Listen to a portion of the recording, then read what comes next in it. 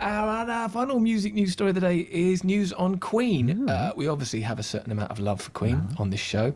I mean, they're one of the biggest bands to exist in the history of everything, so that's got to be respected. They're woven into the fabric of culture in a way that, you know, hardly any other bands are, and because of their massive back catalogue, and thanks in part to the colossally successful Bohemian Rhapsody film, their appeal sort of runs from generation to generation. And next year is going to be their 50th anniversary. And it looks like this Sunday they're going to have their first #1 album since 1995. This is their Queen and Adam Lambert Live Around the World album, which is a live record they've done with different performances from gigs taken across like all the shows they've done across the globe since like 2012. And the Queen machine keeps rolling. They were due to play some more massive shows this year, which have been obviously postponed until next year, till June and July, which actually might have been a blessing because, as you probably heard, Brian May, the guitarist, suffered a near-fatal heart attack back in May. He was very, very ill. Doctors, I think, found 3 blocked arteries. He was kind of near death. But this new album looks like it's going to be #1. And I spoke to Brian May and drummer Roger Taylor and Adam Lambert about lockdown, about Brian's illness, and about their future plans. Gentlemen, it's lovely to see you. Thank you. Nice to see anybody these days.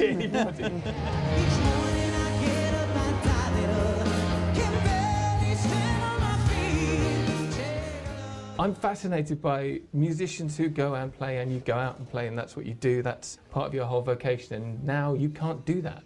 I'm kind of interested in like that, having that taken away from you must feel it's a loss, isn't it? Rub it in.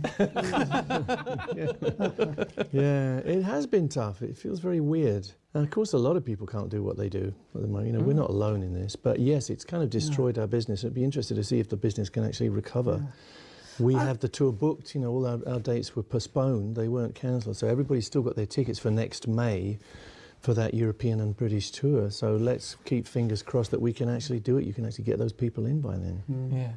I mean, after Freddie's death, obviously Brian and I really thought that the band was kind of over, you know, and we weren't expecting to tour. So so we did have a long period without touring. That's right. So we had, but this, we've sort of, the whole, since Adam, etc., we've really sort of reinvented the whole thing of Queen, and it feels like such an alive thing at the moment, you know. It feels like a real momentum thing, and so that was stopped, Yeah, it was stopped. Yeah. I chose this moment to get really ill. It's a very good moment to nearly die, and a long sort of recovery process now. But actually, you know, I'm kidding, but it was actually fortuitous, because if that had happened last year, we would have lost all of last year's touring. Yeah. How serious was it? It was very, very serious, yeah. Yeah, I couldn't even crawl across the floor at one point. Yeah, it was very, very bad. But it was at the right time, and I had the right people around me, so I was very lucky, really. And I'm on a big recovery curve now.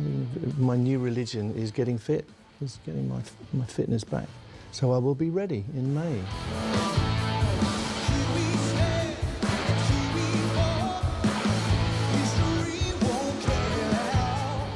Coming back to the kind of lockdown situation that we're in, whereas lots of other bands have maybe kind of stepped back a little bit, you've kind of thrown yourself forward. There's been more communication with the fans. There's been more, each of you individually and as a group have kind of really reached out in a way that's been, I think people have really, really appreciated. You must have felt that back. Yeah.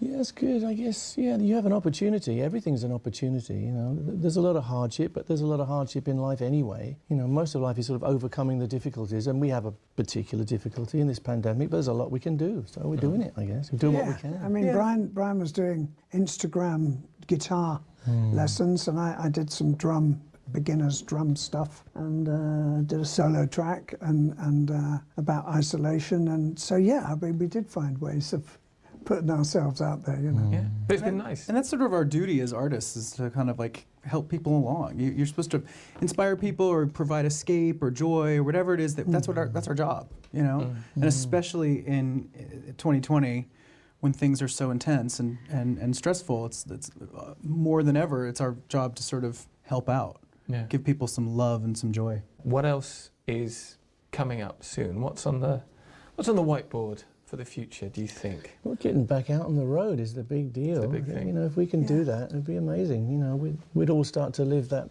that bit higher level again. Yeah, I think that's what we need. That's what makes us happy these days, I think. Yeah. Because we realise that this is what we do, and we're still quite good at it, and so we want to keep on doing it until we can't.